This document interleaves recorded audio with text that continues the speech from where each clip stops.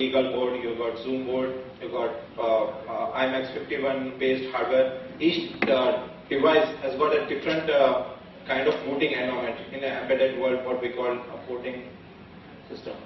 So each device has got a bootloader. Then it loads the bootloader. When you start the device with a bootloader, it initially boots and starts the kernel. And once the kernel starts, the init process starts, then the Android file system takes over as shown in the initialization steps. So my question is, in the process of burning on the device space, storage space, like I will burn all my system image there, and I will start the new operating system will be loaded. Right. My question, what are the steps to burn there? Like I have to require something else than the source code and some drivers from the manufacturer, or something, everything is here? Couple of things. As I told you, first thing is the custom device. So if you got suppose I'll take the example of Beagle boards. It's a simple TI OMAP 3430 processor, standard. It has got its PSP available. So first of the things that you need is the Linux kernel boots in that. Forget the Android part as of now. Just get the hardware. Just get the Linux BSP for the boot and boot the hardware. That should be booting first. The next step would be, get that BSP Linux kernel, apply the Android patch, try to again boot it with the Linux file system. I'm not talking about for the Android part, just apply the Android kernel patch that we have discussed earlier on that Linux BSP and try to get it boot. Once it gets boot, then use the Android file system that you built, customized for the Beagle board. Then again, of course, as I told you, there are changes in the Android file system. The Android sources as it is complete, but you need to change a couple of things. If your device has got a keypad, you change the keypad binary for that. All these little modifications where all the hardware initializations are involved. To change that and to build the source, and you copy the image. Can you give a small light on that? Just to take example of HTC Hero device. I put it in the USB with my laptop. Now I want to burn directly there. So any steps on that if you are familiar with that? I think he's asking mainly. Yeah. He's asking that step. Yeah, it's a developer conference. This is like bolting, so I'm just asking the question. Yeah, I still diverted from the mobile developers to the base layer framework and kernel. Thank you.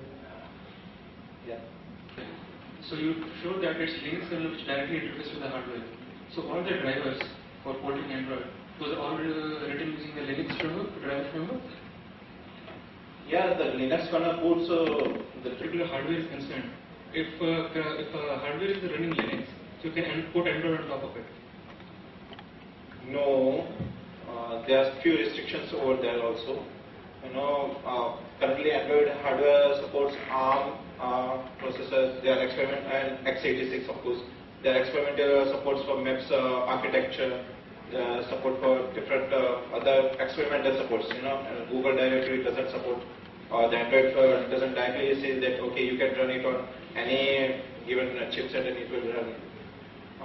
There are restrictions on the platform architecture. There are restrictions for what type of ARM chipset even there. Can't run it on all the ARM chipset, ARM V5 or above. Okay. Yeah, that's there. So there is a restriction put by the device abstraction layer on top of Linux. See, it's not a restriction by the device. It's needed for the optimization of the running. So of course, tomorrow I can take a MIPS board. MIPS architecture, I want to tell you, is a very low power, low key based, low processor performance. Used for set-top box and cheap devices, embedded devices. I can run the Android device on Android on even MIPS with running an ARM. The Linux kernel itself supports many different types of architecture, but all that architectures are not suitable for the Android requirement. Thanks. The main reason was, the API that Google wanted to use Java as a platform base. So there are lots of Java developers. They do not want you to learn new J2ME, J2E, something new language.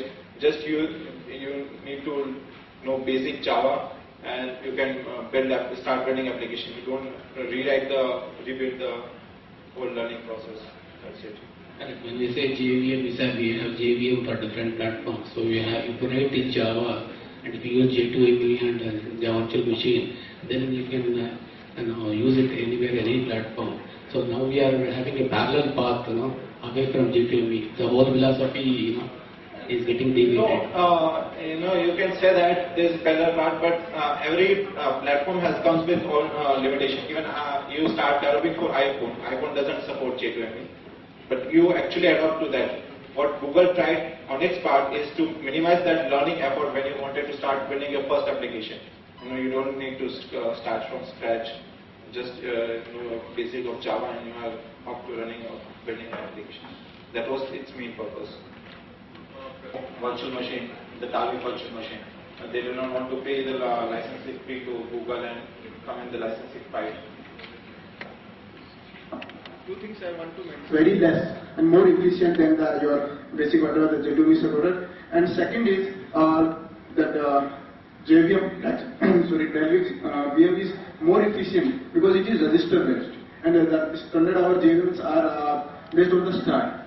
So according to requirement and the mobile things, we prefer this. Yeah, that was one of that. It's the best option available. Even if you tried Mono on Android, it helps you build .NET based applications for Linux. You try to port Mono and the Mono virtual machine. It's much quicker and faster than the Davi virtual machine used by Google now. So, I am not saying that Davi is the best option. One of the reasons was that it optimizes the footprint, and it also has the application developer as a Java-based to write the Java-based application. It's not the best, but of course, when you are building a platform, you have to make some trade-offs.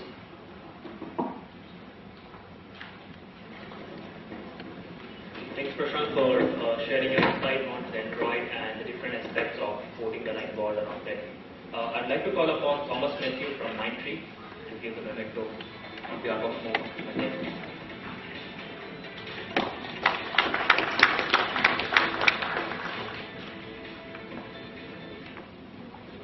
Just update, the talk that is happening in the another room was user experience by Werner. And the next talk that is happening over there is on mobile web application and services by Lalit. In this room, we will continue with the next talk on mobile application optimization. So we have heard that once application is put on a given framework, it is very important to make sure that it works seamlessly and with the right optimal speed on a given platform.